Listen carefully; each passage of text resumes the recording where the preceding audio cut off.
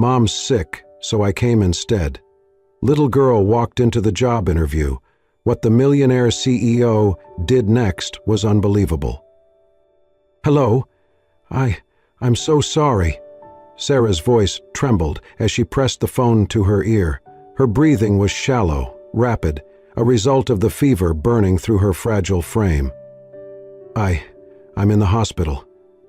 I truly want to come. I've been preparing, but right now Ma'am, the voice on the other end was cold, unbending. We do not reschedule interviews. If you are not present at the designated time, your application will be disqualified. Thank you. Click. The line went dead. Sarah's arm fell to her side, as if all strength had drained from her. She stared up at the white ceiling of the hospital room, the pale morning light slipping through the blinds. Her vision blurred, but not from the fever. Her heart sank deep into her chest. Slowly her gaze dropped to the worn leather bag clutched against her side, her lifeline. She pulled it close and opened it with trembling fingers. Inside was her resume, carefully typed and printed the night before, protected in a clear folder. A tiny, hopeful note she had written to herself rested on top. This is the start of something better.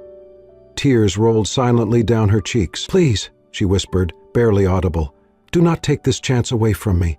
My daughter needs this. She deserves more. In the quiet corner of the room, a little girl sat curled on a plastic hospital chair, legs swinging above the floor. Her name was Lily. She was 4 years old, with hair the color of honey and eyes as blue and bright as the morning sky. She had watched her mother make sacrifices every single day, watched her come home late from the diner, exhausted, only to sing lullabies before bed. Watched her fix their broken toaster with duct tape and a spoon. Watched her skip dinner so Lily could eat. And now, Lily had watched her mother cry. She did not speak. She simply sat still, small hands clenched on her lap, her face serious beyond her years. When Sarah fell asleep, finally overtaken by medication and fever, Lily stood on the chair, leaned over, and gently brushed a strand of hair from her mother's damp forehead. Then she climbed down. She tiptoed to the bag, unzipped it slowly, and took the folder inside, the one her mom had looked at every night for a week. She stared at it for a long moment. Then she turned, walked to the coat rack, and reached for her favorite pink dress. The one with the little white bows on the sleeves? She slipped into it without a sound. Then, with both hands clutching the oversized folder, she padded out of the hospital room and down the hallway, past nurses and patients and the coffee machine that never worked. No one noticed her. No one stopped her. She found her way to the ground floor and out into the city morning. Cold wind pushed against her small frame, but she didn't flinch. She knew where she needed to go. She had seen the building on the brochure her mother had taped to the fridge.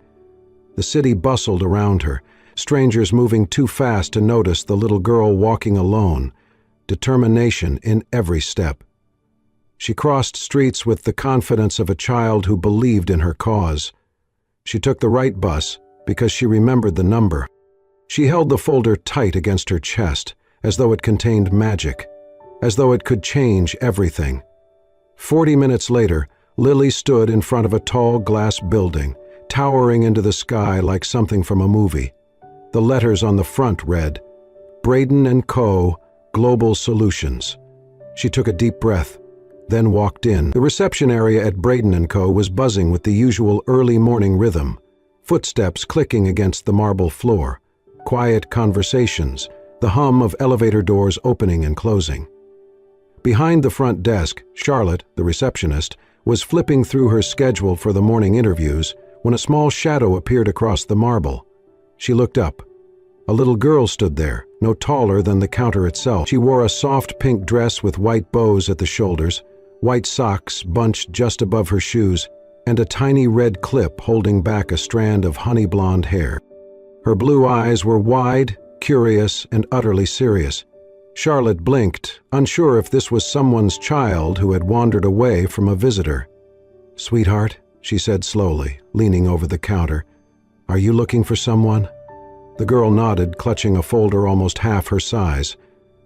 "I'm here for the job interview," she said simply. There was a pause. Charlotte tried to process what she'd just heard. "Interview?" she echoed, stunned. "Yes," the girl said again, lifting the folder higher. "It's my mom's. She's really good, but she's sick today, so I came instead." Charlotte stared at her. Around them, a few employees slowed their pace, watching the scene unfold with growing interest. "What's your name, sweetie?" "Lily. And your mom's name?" "Sarah Parker." Charlotte quickly scanned her list. There it was, Sarah Parker, scheduled for 9:00 a.m., the last candidate of the morning. She hesitated. Okay. One moment, Lily." She pressed her earpiece. "Lena, could you inform Mr. Braden that he needs to come down? It's about the last interview. Just tell him it's important." "Very." Upstairs in the sleek, glass-walled executive office overlooking the skyline, Albert Braden sat alone at his desk. 32 years old, impeccably dressed in a tailored navy suit, he was known for being brilliant, ruthless in business, and as emotionally unavailable as he was successful. He had built his company from nothing, and along the way, lost interest in small talk, holidays, and anything that resembled family. He had dismissed most interview days as routine exercises in disappointment, until his assistant appeared at the door, a flicker of a smile tugging at her lips. "Albert, you may want to take this one in person." He raised an eyebrow. "Is it the Harvard grad or the ex-Google manager?" "Neither," she said. "It is. Very unique. Just come down." Albert sighed, stood up, adjusted his watch, and made his way downstairs. When the elevator doors opened, he was greeted by a sight so unexpected that he stopped short. There she was, barely taller than a fire hydrant, standing in the middle of the lobby like she owned the place. Lily. The moment she saw him, her face lit up. "You're the boss?" she asked cheerfully. Albert blinked. "Yes, I am." "I'm here to show you my mom's paper," she said, walking right up to him. "She's sick, but she really wants this job, and I think she deserves it." She handed him the folder with both hands. It was slightly smudged, the corner bent, but he took it. The room was silent. Dozens of people held their breath. Albert looked at her for a long second.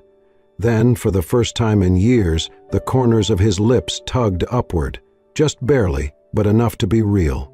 He turned to Charlotte. "Clear my schedule for the next 15 minutes." Charlotte blinked. "Sir, I am conducting an interview." He turned back to Lily and gestured toward the hallway. "Shall we?" She beamed and nodded. Inside the conference room, Albert pulled out a chair for her, twice her size, but she climbed up with practiced confidence, placing her feet on the bar below. Albert took his seat across from her and opened the folder, scanning the resume while occasionally glancing at her. "So, Lily," he said, adjusting his tone, "tell me why your mother wants to work here." Lily leaned forward slightly, resting her hands on the edge of the table. Her voice was clear, not rehearsed, just honest. "Mama works really hard," she said. "She does not buy anything for herself. She always saves money for me. She wants a job that's not just cleaning or waiting tables. She says she wants to use her brain again." Albert looked at her, unmoving. "She went to college, but she had to stop," Lily added, "because she had me." He blinked slowly, his jaw tight. "And you think she would do well here?"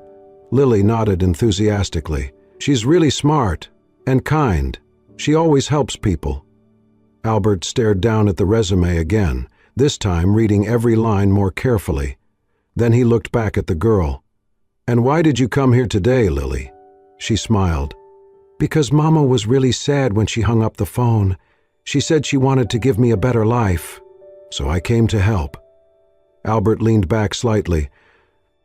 His expression softened.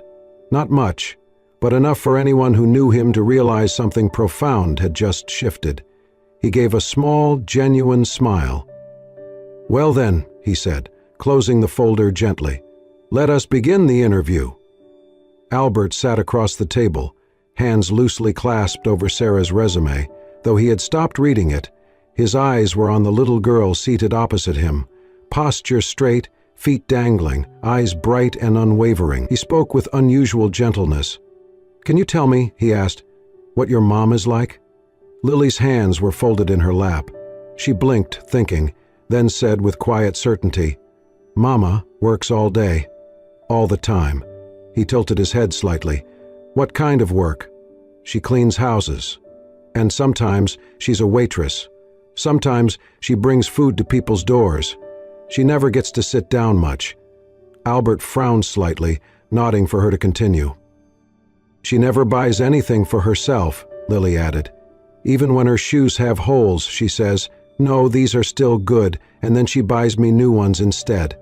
Albert glanced down at the girl's feet, white sneakers with glittery stars on the sides. New. Clean. It made sense now. "She always puts me first," Lily said, and her small voice turned soft. "Every time." There was a long pause in the room. The city noise was muted by the thick windows. In that quiet, Albert felt something stir inside his chest, something that had been still for too long. "Did your mom go to college?" he asked gently. Lily nodded.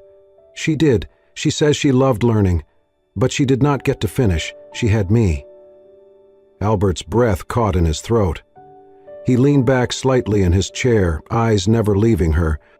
"She told me," Lily continued, "that she didn't regret it. She says I'm her favorite reason to stop anything." That sentence, so pure, so full of loyalty and sacrifice, landed with the weight of truth. Albert closed the folder. He could imagine it. A young woman, bright, ambitious, full of potential, and then suddenly completely alone. No family support, no partner, a baby. And instead of running, she chose to stay, to build a life around that baby. Even if it meant scrubbing floors, waiting tables, missing meals. That kind of strength was not listed on resumes. "And what do you want for your mom?" he asked, his voice low. Lily tilted her head, thinking again. "I want her to be happy," she said. "She's always tired, but she smiles when I draw pictures for her or when we watch cartoons.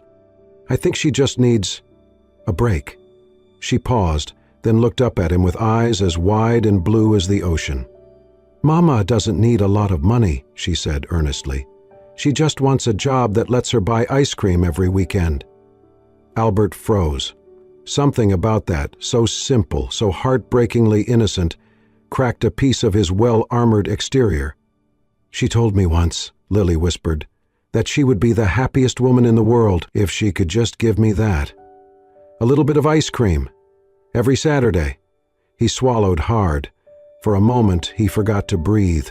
The silence between them was thick now, not awkward but reverent. Lily shifted in her chair, legs swinging again.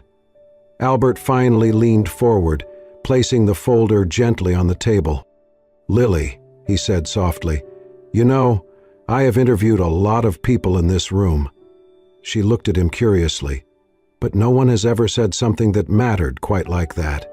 She smiled, unsure what he meant, but sensing it was something good. "I think," he said slowly, choosing his words with care, "your mother might be exactly the kind of person we need." Lily's face lit up. "Really?" Albert nodded. "Really." Then, for reasons he could not explain even to himself, he added, "And I happen to know a place that has very good ice cream." She beamed. "Mama would like that." He smiled, a little wider now, a rare, genuine smile, one that reached all the way to his eyes. For a moment, he let himself imagine it. Sarah sitting across from him, not in desperation, but with dignity. Lily by her side, laughing. A life that was not built on sacrifice alone, but one where someone finally showed up for them. He stood, walked to the door, and called for his assistant. "Please find out which hospital Sarah Parker was admitted to yesterday," he said calmly. "Send flowers and something for a little girl. Ask if she is available for a formal interview once she is well." Then he looked back at Lily, who was now standing proudly beside the chair, folder in hand again. "Thank you for coming today," he said. "You did a very brave thing." She shrugged playfully. "Mama says I'm brave all the time." Albert held the door open for her. "She's right." Albert sat alone in his office, the folder still resting on his desk. The room was quiet now, sunlight creeping across the floor through floor-to-ceiling windows. Outside, the city buzzed along its usual path, but inside, something had shifted. He opened the folder again, not out of obligation, but out of genuine curiosity. Sarah Parker. Her name was typed neatly at the top of the page. Beneath it, a concise and well-structured resume unfolded. A record not of prestigious titles or high-powered jobs, but of promise and perseverance. Academic achievements first, full scholarship to a reputable university, honors in her freshman year, president of the Student Marketing Club, peer mentor. Her GPA was impressive and her professors had left glowing references. Then, a sudden gap. No degree completed, no internships. Instead, the next section began with a string of part-time positions: waitress, housekeeper, delivery driver, late-night janitor. The kind of jobs no one boasted about, the kind of jobs that kept a roof over a baby's head. Albert read slowly, absorbing each detail, each choice. At the very bottom of the resume, beneath the last line of experience, a small handwritten note caught his eye. It was in soft ink, slightly slanted. Not dramatic, not begging. I am not looking for sympathy. I am only asking for a real chance.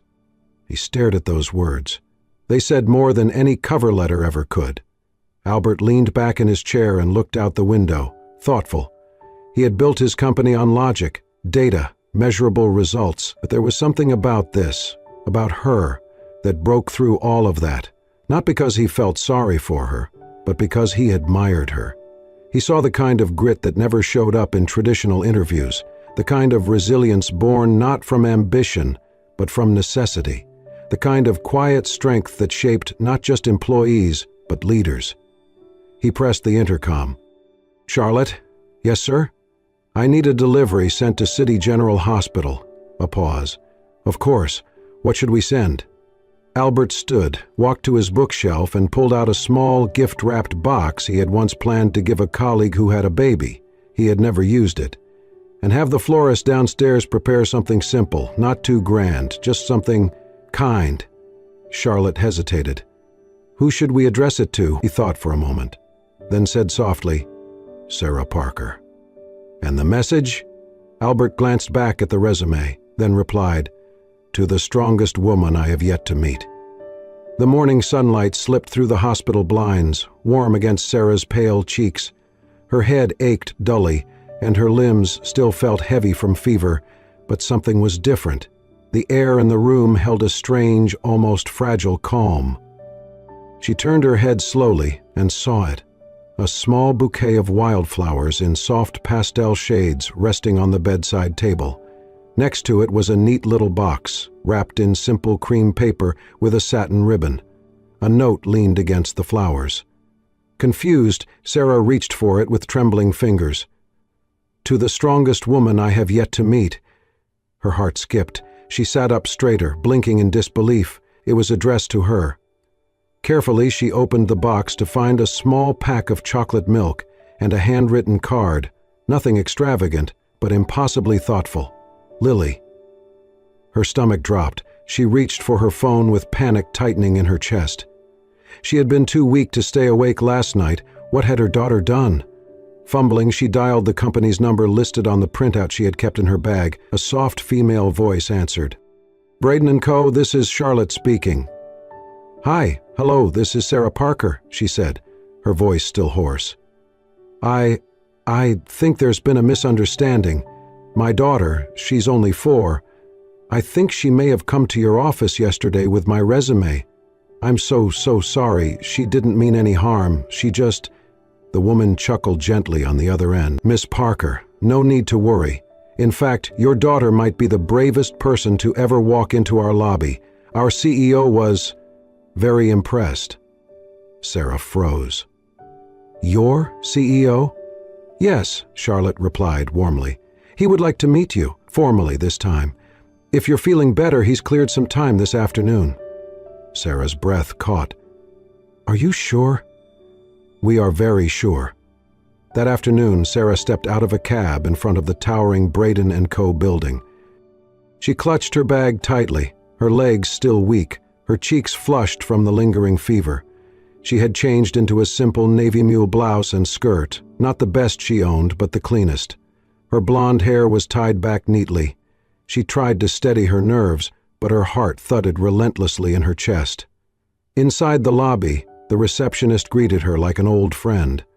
"Ms. Parker, welcome back," Charlotte said kindly. "He's expecting you."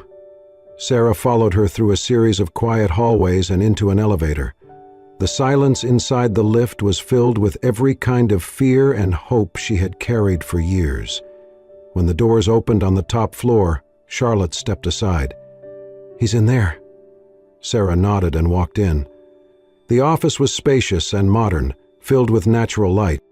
At the large glass desk near the window stood a tall man with dark hair and an air of calm precision, Albert Braden. He looked up and smiled, a real smile, not polite, not forced. "Miss Parker," he said, stepping forward, "I'm glad you're feeling better." Sarah's eyes widened slightly. She felt suddenly very small in the room, aware of her flushed cheeks and trembling hands. "Thank you. I'm so sorry about my daughter." Albert raised a hand, stopping her gently. "There's nothing to apologize for," he said. "She gave one of the most compelling presentations I've ever witnessed." Sarah blinked. He gestured to the chair in front of his desk. "Please, have a seat." She sat, legs crossed at the ankle, bag on her lap like a shield. Albert sat down too, and for a moment he simply studied her. "You know," he said, tapping the folder on his desk, "I have read thousands of resumes, but yours came with the most remarkable letter of recommendation I've ever received." Sarah's lips parted slightly. Her heart thudded. Albert smiled again, softer this time. "She believes in you more than anyone I've ever met believes in anything." Sarah lowered her eyes for a moment, the heat rising to her cheeks. She's my whole world." "I can tell," Albert said, "which is why I would very much like to see what you can do here." Sarah looked up, hope flickering bright in her eyes. Sarah's first day at Braden & Co. felt like stepping into another world. The glass walls, the constant clicking of heels, the quiet hum of efficiency. It was everything she had once dreamed of, and everything she feared she might never be good enough for. Albert offered her a position as a junior project assistant. She had expected an internship, maybe a trial period of filing papers. But this was real. The team was polite but distant. Her clothes were modest, her shoes a little worn. She looked different, sounded different, and many of her co-workers knew, without needing to ask, that she was the one with the kid. Some whispered that she had been hired out of pity. Others simply ignored her. But Sarah didn't flinch. She came early, stayed late, took notes, asked questions. She soaked up every training video, read every company report, watched how the senior assistants moved, organized, followed up. Her fingers flew over the keyboard like she had never left school. And when she made mistakes, and she did, she owned them, fixed them, and never repeated them. Slowly, the tone began to shift. Someone asked her for help fixing a slide deck. Another asked if she could organize a meeting schedule. And then someone said thank you and meant it. But one person never doubted her, Albert.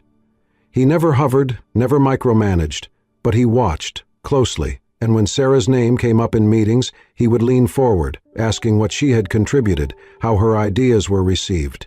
He noticed everything. Like the day Lily had a fever and Sarah called in to say she might be a little late, Albert sent her a private message.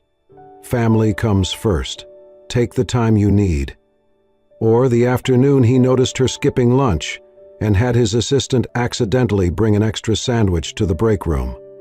Or how he made sure she was always seated at the table, not in the back, during project reviews. He never said anything directly, but she knew. And for the first time in a long time, Sarah began to believe in her own worth again. One evening, long after most of the office had gone dark, Sarah sat at her desk, finishing edits on a presentation for a major client. The soft buzz of the city lights glowed through the windows. Her eyes were tired, her fingers stiff, but she felt something rare, fulfillment. She did not notice Albert approach until he spoke, You work harder than most people who have been here 10 years. She looked up, startled, then smiled. Guess I have 10 years to catch up on. He gestured to the chair beside her desk. May I? She nodded. For a moment they just sat there, two people surrounded by quiet, the hum of the city below. Then Sarah spoke, voice low. You know, I never thought I would end up in a place like this. Albert looked at her, curious. Why not? She hesitated. I was in college, she said slowly. Marketing major, I loved it. I had plans, internships lined up. Then she took a breath. I met someone, thought he was everything, got pregnant in my first year. Albert's expression didn't change, but his gaze softened. I thought maybe we'd figure it out together, but... He left, disappeared. She paused again. My parents said I ruined everything, that I had embarrassed them. They told me to either give the baby up or leave. Albert didn't move. I left, she said simply, and I never went back. She looked down at her hands, twisting them slowly. I chose Lily. I chose to be her mother, but I had to let go of everything else, the degree, the apartment, the future I thought I'd built. Albert reached across the desk, gently placing his hand over hers. She froze, expecting sympathy, or worse, pity. But his voice was steady. I was left too. She looked up. I was 10, he continued. My parents died in a car accident. No siblings, no extended family who wanted a kid. I bounced between homes, learned to survive. I built this company because I wanted control over my life, but I never had what you have. What's that? She whispered. Courage, he said. You chose love, Sarah, even when it cost you everything. Her eyes filled with tears. I used to think I was weak, she said. You are anything but. They sat there in silence again, not needing to say more. In that quiet, something changed. Respect deepened, walls softened. And two people, long used to surviving alone, began to feel the unfamiliar comfort of being understood. Months passed, and Sarah's world slowly transformed. She had grown into her role with grace and grit. Colleagues who once looked past her now sought out her input. She was no longer just the assistant. She became the one who caught mistakes, offered quiet solutions, and delivered results with consistency and care. Her name carried weight, and it was spoken with respect. Albert watched all of it unfold. He no longer had to monitor her progress. Her work spoke for itself. But he still found reasons to check in, small excuses, questions he already knew the answers to, and when he walked past her desk, his gaze often lingered just a little longer than it should. It wasn't just Sarah he had grown attached to, it was Lily. Every Friday afternoon, Lily arrived at the office after preschool, skipping down the hallway like it belonged to her. She sat on Albert's office couch with coloring books, tiny shoes swinging as she waited for Uncle Albert to finish his calls. Sometimes, he canceled his last meeting of the day just to take her out for a milkshake. They had their rituals. She called him boss man when she wanted his attention. He called her the real CEO. At company picnics, she rode on his shoulders. In the lunchroom, she always saved him the last cookie. Sarah saw all of it, and each moment left her heart fuller and more frightened. She had loved quietly for so long, buried her hopes beneath practical needs. Now, love was staring her in the face every day, and it was smiling, carrying her daughter on its shoulders. One evening, the three of them sat in Albert's office after hours. Lily was curled up in the corner with a juice box, humming as she colored in a sketch pad. Sarah and Albert were finishing up a project recap, laughter easy between them. The kind of laughter that belonged to people who had seen each other's scars and chosen to stay anyway. When they finished, Sarah leaned back, stretching. She's tired, she said, glancing at Lily. Albert looked over. We can carry her down. Sarah smiled, then stood. Let me grab her bag. As she turned away, she heard Lily's small voice behind her. Mommy? Sarah turned. Can I call Uncle Albert, Daddy? The room went completely still. Albert froze. Sarah stared, the bag slipping slightly from her fingers. Lily looked up, innocent and sincere. "Because he always picks me up and brings me ice cream. And he reads to me like you do. And he makes you smile." Sarah's eyes filled instantly. Her breath caught in her throat, not from surprise, but from certainty, because deep down she had already known. She had known from the way Albert looked at Lily like she mattered, from how he spoke to Sarah like she belonged, from the quiet safety she felt in the spaces between them. This man, who had once built walls of steel around himself, had let them in, and somewhere along the way, they had built something neither of them expected: family. She knelt in front of Lily, voice soft and trembling. "You can call him whatever feels right to you, baby." Then she turned toward Albert, afraid of what she might find in his face. But he was already walking toward them. He crouched down beside them both, eyes gentle. He looked at Lily, then at Sarah. "I would be honored," he said. Sarah broke. Tears spilled freely now, not of fear or even relief, but of something far deeper: belonging. 1 year later, Sarah Parker was no longer just the nervous young mother who had walked into Braden & Co. with nothing but hope and a resume. She was now Sarah Parker, project team lead. Confident and poised, she led meetings, guided junior staff, and earned praise from every corner of the company. Her name showed up on success reports and in conversations that mattered. And always close by, quietly and constantly, was Albert. At first, their relationship was private, not from shame but respect, for their roles, for the company, and for each other. But as weeks turned into months, it became impossible to hide. Albert brought Lily her favorite pastries on Monday mornings. Sarah was the only one allowed to interrupt his meetings, and the way their eyes met across the room told a story no one needed explained. It was never office gossip. It was something real, something people quietly rooted for. Sarah earned the admiration of her team not just for her work ethic, but for her kindness. She knew birthdays, helped with late-night projects, and remembered what it felt like to be overlooked. Lily, too, had become part of the company's fabric. She had her own seat in the break room, a drawer for crayons in the supply cabinet, and a fan club made up of executives and interns alike. She once opened a quarterly meeting with a cheerful, "Good morning, team," and no one forgot it. To many, she was the company princess. To Albert, she was simply his daughter. On the night of the annual Christmas gala, the ballroom sparkled with soft gold and forest green. Fairy lights hung above velvet-covered tables, music played, laughter echoed, and champagne flowed. Sarah stood by the grand tree in a deep blue gown, glowing with quiet grace. Her blonde hair shimmered, her smile calm and assured. Lily twirled nearby in a white dress, silver shoes flashing beneath her. As she laughed and danced, Albert stood just a few feet away, drink in hand, dressed in black tie, watching them both. His smile was different now, warm, open, deeply content. He had once kept himself apart from these things. Tonight he stayed close, not for show, but for love. Later, someone tapped a glass. The room quieted. Albert stepped forward. "I know this is the time of year when we usually talk numbers, growth, and goals," he began, glancing toward Sarah. "But tonight, I want to talk about something that changed my life." He looked toward Lily, now enjoying 2 cookies with frosting on her cheeks. "A year ago, I received the most unexpected job application I've ever seen. It was hand-delivered by someone about 3 feet tall, wearing a pink dress, holding a resume twice her size."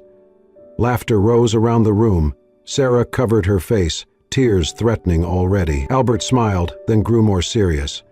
"That little girl walked into my office with no fear. She looked me straight in the eye, and in that moment she brought more than a resume. She brought hope, courage, and the beginning of something I never knew I needed." He stepped toward Sarah and Lily and gently pulled them close.